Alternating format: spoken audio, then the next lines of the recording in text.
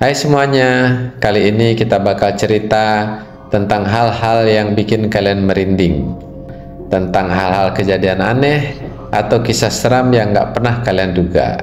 Jadi buat yang lagi sendirian di rumah atau lagi santai malam-malam, pas banget nih kalian tonton.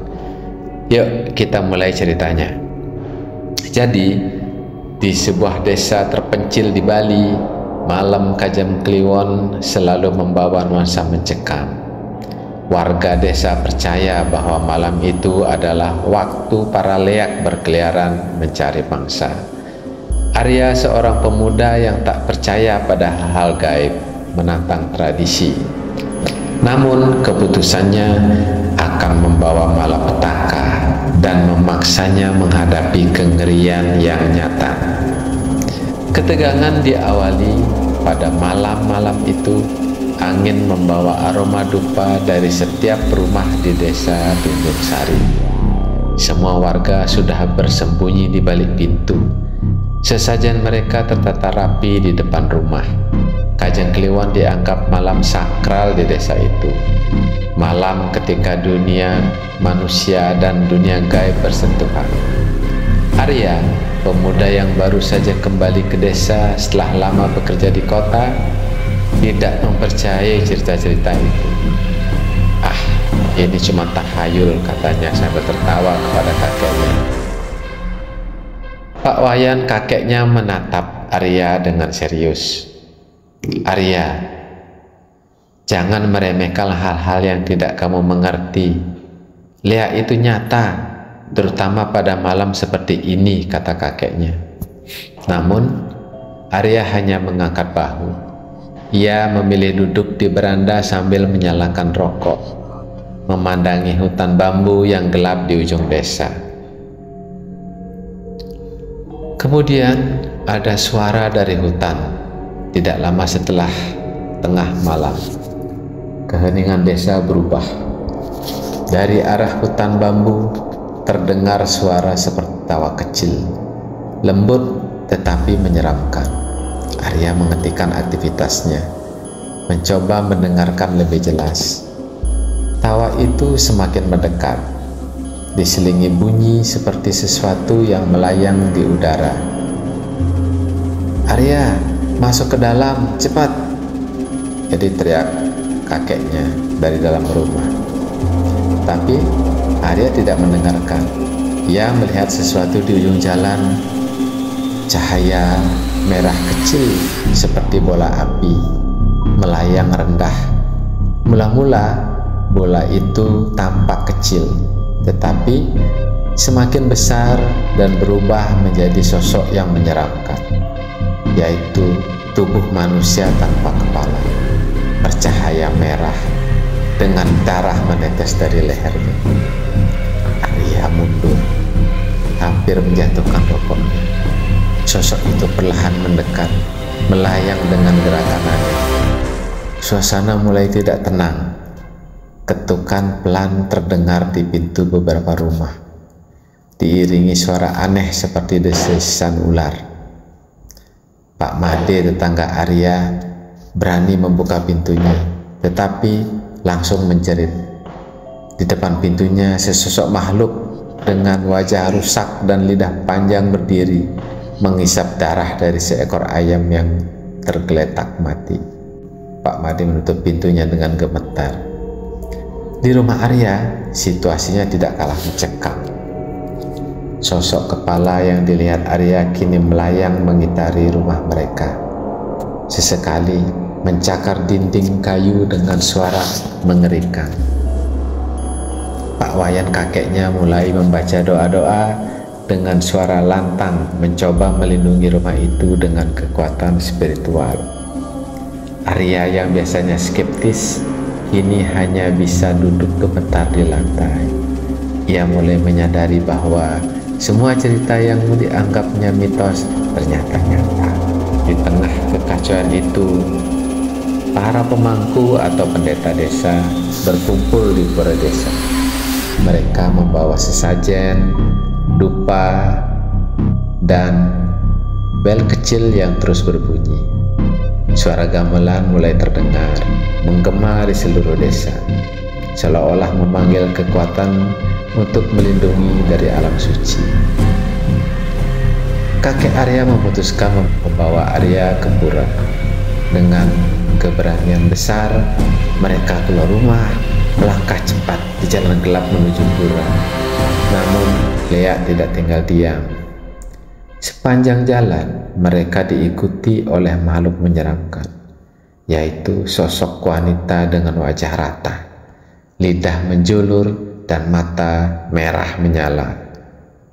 Arya ketakutan dan hampir pingsan, tetapi kakeknya terus memimpin dengan doa. Begitu mereka sampai di pura, suasana langsung berubah. Cahaya dupa dan suara gamelan menciptakan aura pelindung yang membuat makhluk-makhluk gaib itu mundur. Jadi para pemangku melakukan ritual pemurnian untuk mengusir Lea yang mengganggu desa. Mereka menyiramkan air suci ke seluruh penjuru pura dan membaca mantra-mantra suci.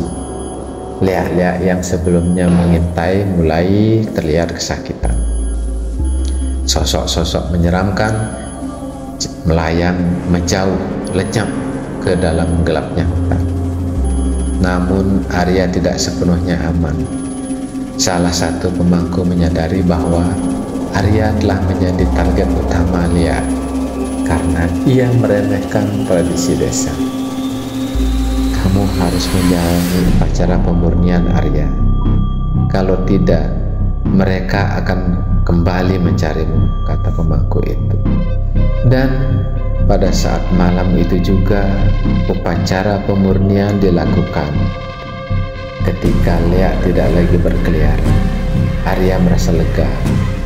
Tetapi pengalaman malam itu terus menghantuinya.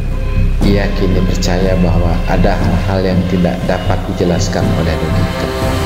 Namun saat malam kembali tiba, Arya mendengar suara familiar di luar jendela. "Arya, keluarlah, tolong aku." Itu suara yang sama seperti malam sebelumnya. Kakeknya yang mendengar itu langsung memadamkan lampu. "Mereka belum selesai denganmu, Arya. Ini baru permulaan," kata kakeknya. Malam itu Arya tidak bisa tidur. Meski tubuhnya lelah, pikirannya dipenuhi bayangan makhluk yang menyeramkan mengitari desanya. Suara Arya, "Keluarlah," terus terdengar menggema di luar jendela. Kakeknya mengunci semua pintu dan jendela. "Kenapa mereka terus mengejarku, Kek?" tanya Arya. "Lea adalah makhluk yang mengincar jiwa yang mudah terpengaruh. Kamu telah meremehkan tradisi, membuka diri pada dunia mereka. Sekarang mereka menganggapmu sebagai mangsa." Serta-merta Arya menggigil, merasa bersalah atas tindakannya. Namun sebelum ia bisa berkata apa-apa lagi, suara ketukan terdengar lagi dari pintu depan. "Arya, tolong aku, ini aku, Wulan." Suara itu terdengar lagi, kini lebih dekat. Arya tahu itu tidak mungkin Wulan, teman masa kecilnya, karena Wulan sudah meninggal bertahun-tahun lalu. Tapi suara itu kok mirip, membuat hatinya bergetar. Tanpa sadar, ia melangkah mendekati pintu. "Jangan," kata kakeknya. Di ambang pintu berdiri sosok wanita dengan rambut panjang menutupi wajahnya. Pakaiannya compang-camping, tubuhnya melayang beberapa sentimeter di atas tanah. Ketika wajahnya terangkat, Arya melihat mata merah menyala dan senyum mengerikan yang memperlihatkan gigi-gigi tajam. Dan tiba-tiba Lea itu menyerang, mencakar udara dengan kuku panjangnya. Kakek segera mengambil segenggam garam yang telah disiapkannya dan melemparkannya ke arah makhluk itu. Lea itu menjerit, tubuhnya berasap saat terkena garam suci. "Ambil air suci di altar, Arya, cepat!" teriak kakeknya. Arya walaupun gemetar berlari ke altar kecil di sudut rumah, mengambil botol kecil berisi air suci. Kakeknya mulai memercikkan air suci itu ke arah Lea. Makhluk itu berteriak lebih keras, tubuhnya bergetar seolah-olah ingin melarikan diri. Kemudian Arya mencoba mengikuti doa yang dilafalkan kakeknya. Meski terbata-bata, ia mengucapkannya dengan sepenuh hati.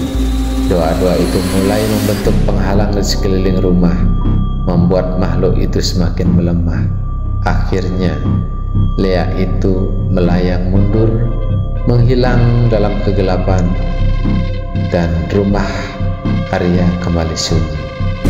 Ia bersyukur telah selamat dan belajar menghargai hal-hal yang tidak terlihat. Jadi, pesan moralnya adalah kekuatan gaib seringkali terkait dengan keseimbangan spiritual. Jangan pernah meremehkan tradisi atau kekuatan tak kasat mata, karena dunia ini lebih luas dari yang terlihat oleh mata. Demikian, terima kasih sudah menonton video ini. Jangan lupa subscribe dan nyalakan loncengnya untuk menerima notifikasi video-video dari saya selanjutnya.